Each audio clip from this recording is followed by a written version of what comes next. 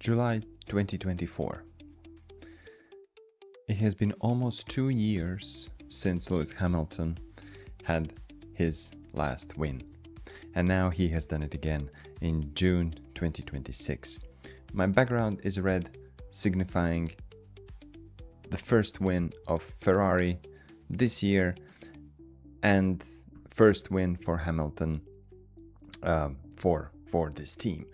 So, of course, I will go also through some action what happened in qualifying, but just to say that this is significant, I think, and it's significant for multiple reasons. It's not just, let's say, Hamilton getting his first win for Ferrari. I think this win shows that Ferrari is capable of challenging Mercedes for the title for this year. And I'm not just saying that because they've been good, but how they have progressively built their, let's say, pace throughout these 7 races of this year, and just how good and dominant actually Hamilton was in this race. I think it just shows that Ferrari at the moment is in a very good upwards trajectory, and they should be taken very seriously. And I think, I'm not saying that they are still the dominant force, but they could steal this title from Mercedes if they continue this way. But there are, of course, big ifs. But let's start with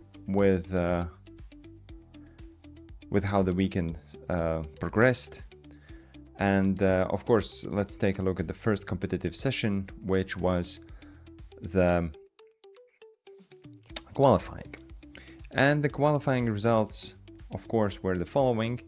George Russell took the lead, or P1, and then in the second place came Lewis Hamilton. And I think this already was a huge statement from Ferrari, and in particular from Hamilton. We'll get to Leclerc and what happened to him, but for Hamilton, this was a very fundamental statement, because if we look at the results up to this moment, or up to qualifying, actually nothing much showed that they meaning Ferrari, would be capable of taking the fight to Mercedes and to McLaren's.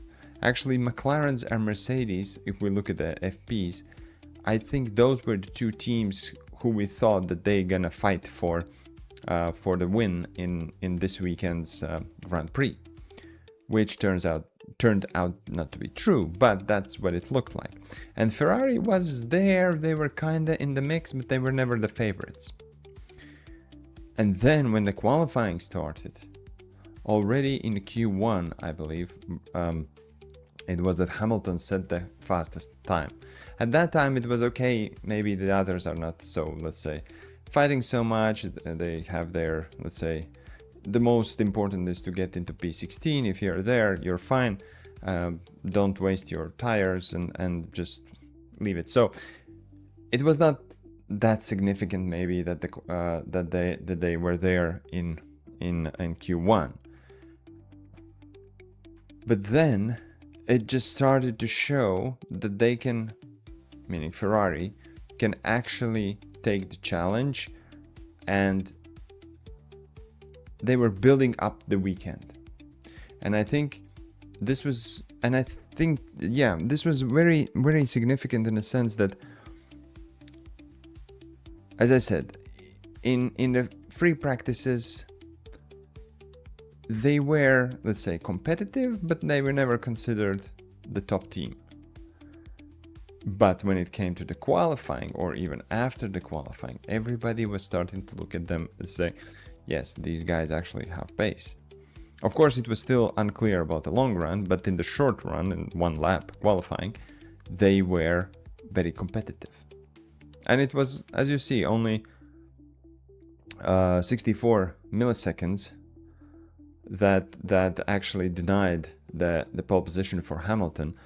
And he said himself after the race that probably he lost it in the first corner. So actually, I think already in the Q3, Ferrari was the fastest car, at least in the hands of Lewis Hamilton. I said that I will talk about Leclerc, and I will, and it's very unfortunate that what happened with him, of course, and he crashed out in Q3. He said it himself, his mistake. He's not blaming anybody for this, and yeah, this is what happened. But with Leclerc is that he is a little bit lost, I think, at the moment. He has been crashing quite a lot. Is it a race? Is it qualifying? Is it some competitive session? He did it in Monaco in the last flying lap. He did it here in the flying lap. So there are some. He's inconsistent at the moment. I think he's very good and yeah, magnificent driver, but he is currently missing his sort of, he cannot put together a clean weekend. I think this is the same what Russell was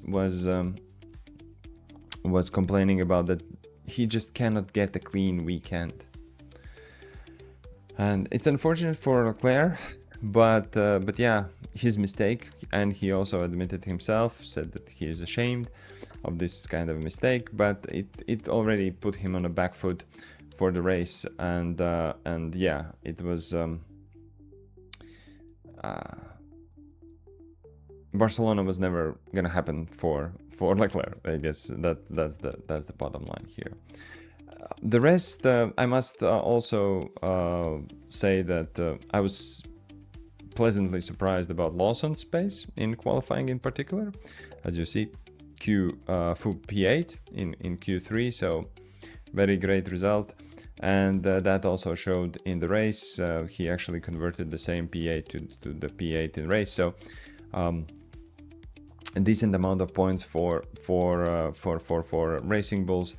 And yeah, I'm let's say I'm surprised by Lawson, because he has never been like the star driver. Since he got dropped from Racing Bulls, he has been fighting for his seat, in my opinion.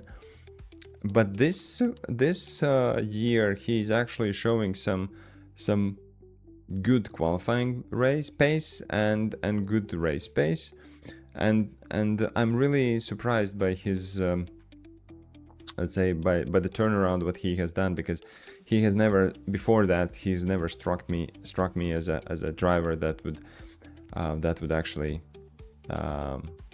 be long term in the Formula One. I'm sorry, but that's how I saw him. But now he is earning his place, I think, and he's becoming a solid driver. And of course, we'll see what the future brings, but it seems that he will have, at the moment at least, if he continue to perform as he is, he will have a long-term future in Formula One. So that's great to see. Yeah, I think from the qualifying, those were the highlights which I wanted to talk about. Of course, Hamilton and Lawson and Leclerc. I think those were the three guys that stood out for different reasons in the qualifying. But yeah, I think that was the main thing from that.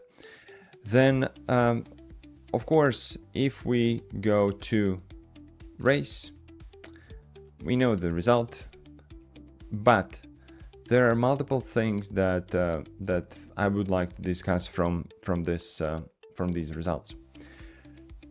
And already said in the introduction, I think Hamilton was very impressive this weekend. I really hope that Ferrari can continue to do this, and that they can continue to bring these kind of results in the future races. And if they can, I think next is Austria, right? So we'll see what Ferrari can do there. But if they can do it, and if they can repeat these results in Austria, or be at least on the podium, be near there, then I think we have a team who is able to challenge for the constructors and the drivers championship, because their development and I think they are the most progressed team this year. If we compare, let's say, top 4 teams, Mercedes, great team, and I still believe that they are the fastest. However, they have reliability issues. Russell suffered from them previously. Antonelli suffered them this time, and reliability based because of the power unit. Then also, as we remember, Piastri and Norris McLaren, who is using Mercedes power unit, they have had their own mishaps in the first races of the year. Then Norris also suffered from transmission issue in Canada, but of course transmission is not Mercedes, this is their own thingy, but still the Mercedes power unit is strong, but it's not the most reliable one. So, and this can be a huge problem for Mercedes powered teams, I think, if we look at the championship fight. I think that's one of the things that Mercedes have to figure out very quickly, because in my opinion, Mercedes still have the fastest car, but they are struggling with reliability. Then Ferrari, I think their reliability is quite good. Yes, also Leclerc in this particular race DNF'd because of hydraulics issue. So it was not a power unit, it was something else. Yes, it's still a reliability, but it's different kind of reliability. So I think that for Ferrari, they are in a better position if we look from power unit perspective regarding the reliability and what they can do in the long run in the championship. That's why I think that Ferrari is the sort of the team to look at and to look out for, because they had very good starts in the beginning of the year. Then that got leveled out, and other teams caught up and then changed the regulation a little bit. So the start advantage is not there for Ferrari anymore. However, they have been developing, and also Hamilton have praised them for continue to develop, continue to innovate and everything. And I think that they are the most progressed team of this year. So that's very encouraging looking at the championship. And realistically looking, who else could be there? It could be McLaren, but McLaren, it seems at the moment that they have to also, they are suffering from the reliability, and they still don't have the full package, sort of good full package. They are searching for some upgrades, for some performance here and there, but they do not have the full package, in my opinion, at the moment. And Red Bull it's a tricky one. They keep having different kinds of issues. mainly related to electrical part of the power unit. So I don't see them or consider them as championship protagonists this year. If they manage to fix themselves, then maybe, because they have a decent car. But realistically, I think no. Let's face it, at the moment, no. So I think the championship at the moment is between the Ferrari and Mercedes, with Mercedes still being the better team, but Ferrari being the team that develops the best at the moment. So this will be very interesting to see in the long run how this develops further. So yeah, that's about those teams and these results on the top teams. Then I must say that there has been very many overall DNFs this race as well. I think only 14 teams or 14 drivers finished the race. So yeah, Leclerc, Antonelli, Behrman, Albon, Alonso, Hülkenberg, Bottas and Stroll, they all got DNF'd.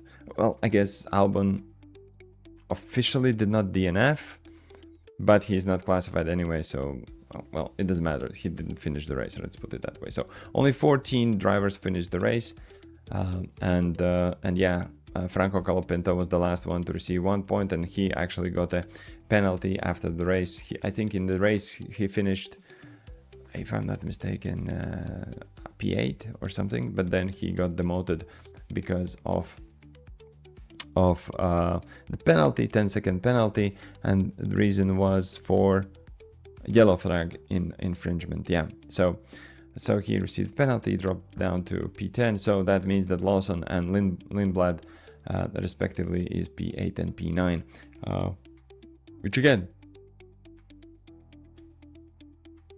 great result for Racing Bulls. And Lawson especially is as I already mentioned, in my opinion, now doing very good during these last couple of races and performing very, very strongly. Yeah, I think that's it from this race. We can take a look at the Drivers' Championship in total. So what does it mean? Antonelli, yes, he has a DNF, so 0 points for him in this particular race. Was running strongly in P2, but yeah, unfortunately, power unit issue. One thing that I did not mention was this: had Hamilton won, if it was not had, it would be for the safety car or virtual safety car. In my opinion, yes, he would still have won. And of course, I cannot prove it or test it or whatever. We will never know. But he had a very strong pace. And at the moment when the safety car happened, a virtual safety car happened, he was gaining, or he was in the first place. He was what was it? I think it was some 17 or almost. It was not full 20 seconds, but it was almost like 15 something seconds. So if he would have pitted, because he was still running on was it medium tire at that moment, so this was his third pit stop to come, and so if he would have pitted, then he would have fallen behind Antonelli and Russell, but with significantly newer and better tires and lighter car.